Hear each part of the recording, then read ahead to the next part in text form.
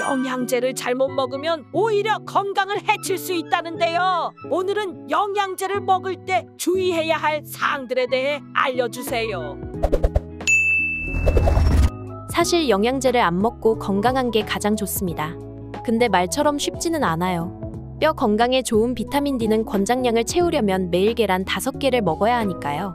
그래서 요즘은 다들 영양제 한두 개씩은 먹고 있는데요. 하지만 몸에 좋으려고 먹은 영양제가 건강을 더 해칠 수 있다는 거 아세요? 오늘은 무심코 섭취했다가 건강에 독이 될 수 있는 영양제들에 대해 알아보겠습니다. 시청하시기 전 구독과 좋아요는 큰 힘이 됩니다. 구독자분들의 다양한 경험이나 의견도 댓글로 다른 분들께 공유해주세요. 첫 번째, 비타민을 과도하게 복용하면 장기가 돌처럼 굳어질 수 있습니다. 요즘은 비타민을 1개 이상씩 먹고 있는 분이 많은데요. 비타민을 먹을 때 한 가지를 너무 오래 먹거나 다른 영양제와 함께 먹을 때 주의해야 합니다. 캐나다 의학협회지에서 본 어거스트 교수는 비타민 D를 고용량 섭취할 경우 미세혈관서, 회화와 신부전 등의 문제를 일으킬 수 있다고 했습니다. 54세 남성에게서 독성 문제가 보고됐기 때문인데요. 혹시 모르는 분들을 위해 아주 간단하게 설명드릴게요. 비타민은 수용성과 지용성으로 분류됩니다. 수용성은 물에 잘 녹는다는 것이고 지용성은 물보다 기름에 잘 녹는다는 말인데요. 수용성에는 비타민 B와 비타민 C 등이 있고 지용성은 비타민 A, D, K 등이 있습니다. 이 중에서 지용성 비타민은 필요 이상으로 많이 먹거나 장기간 먹을 때 주의해야 합니다. 왜냐하면 체내에 축적될 수 있기 때문이에요. 특히 골다공증 예방에 좋은 비타민 D를 과도하게 먹으면 고칼슘 혈증으로 인한 중독 증후군이 나타나게 됩니다. 증상으로 메스꺼움, 구토, 식욕부진, 불안감 등이 있는데요. 여기서 중독으로 인해 혈중 칼슘 농도가 높아지면 더 큰 문제가 됩니다. 서피어를 일으킬 수 있기 때문이에요. 그래서 캐나다 골다공증 치료 가이드라인에서는 성인의 일일 기준을 400에서 1000 이후로 정하고 있습니다. 미국 가이드라인의 경우 70세까지 600유를 권하고 있어요. 위 같은 중독 증상이 나타나는 경우 즉시 복용을 중지하고 의사나 약사와 상담할 필요가 있습니다. 또한 비타민을 여러 가지 먹어야 할 때 각각 먹는 것보다 종합 비타민 하나를 먹는 게 좋을 수 있습니다. 두 번째, 그럼 비타민은 어떻게 먹는 게 좋을까요? 먼저 비타민제는 원료에 따라 합성 비타민과 천연 비타민으로 나뉘는 거 다 아시죠? 비싼 만큼 천연 비타민의 효능이 더 좋다고 하는데요. 연구 결과 흡수율은 천연 비타민이 더 좋지만 상황에서 큰 차이는 없다고 합니다.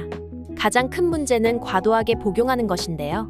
단일 비타민과 종합 비타민을 이것저것 섞어서 먹으면 과도하게 먹을 가능성이 높아요. 왜냐하면 우리는 식사를 통해서도 비타민을 보충하기 때문인데요. 비타민제를 복용할 때는 매일 같은 시간대에 복용하는 게 좋다고 합니다. 공복에 먹으면 위장 장애를 일으킬 수 있으므로 피하는 게 좋고요. 비타민 성분은 단독보다는 다른 음식의 영양 성분과 함께 체내에 들어갈 때 흡수율이 더 높아진다고 합니다. 그러니까 식사 직후에 복용하는 것이 좋겠죠? 또한 중년 이후 뼈 건강과 폐경기 질환 예방을 위해서 비타민 D를 보충하는 게 좋습니다. 노면에는 영양소를 흡수하는 기능이 떨어지므로 천연 비타민이 더 좋아요. 스트레스를 많이 받는 사람은 비타민 A와 BC를 함께 복용하면 좋습니다. 술과 담배를 자주 하는 사람은 비타민 BC가 중요하다고 하네요.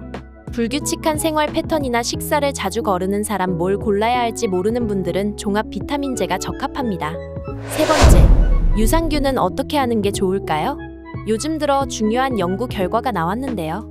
행복 호르몬이 세로토닌도 장 건강과 연관된다고 합니다. 세로토닌 생성을 위해서는 음식물 속 트립토판이라는 원료가 필요한데요. 장 건강이 좋지 않으면 세로토닌이 부족해지게 됩니다. 그러면 우울증, 불면증, 스트레스로 이어지면서 과민성 대장 증후군 등의 장 관련 질환이 자극될 수 있습니다.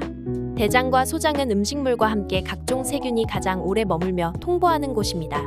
그래서 질병과 싸우는 면역력을 담당하는 곳이 바로 장입니다.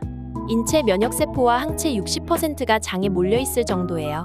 장 건강은 암세포, 세균, 바이러스 등도 관련이 있기 때문에 유산균이 건강에 도움을 줄 수 있습니다. 유산균이 좋은 기능을 발휘하려면 장까지 잘 도착해야 하는데요. 그러기 위해서 위의 산도를 떨어뜨려야 해요. 공복에 물 한 잔 마시는 유산균을 먹으면 생존율을 높일 수 있습니다. 또한 채소와 함께 먹으면 장 속에 유산균이 잘 자랄 수 있게 좋은 환경을 만들어줍니다. 만약 항생제를 복용했다면 유산균은 4-5시간 후에 먹는 것이 좋습니다. 네 번째, 유산균은 이것과 같이 먹으면 안 됩니다. 한국인이 가장 많이 먹는 영양제 2위가 장 건강에 좋은 유산균인데요. 비타민C를 유산균과 같이 먹으면 안 된다는 말이 있어요. 이것은 의사나 약사마다 이야기가 달라서 헷갈릴 수 있는데요.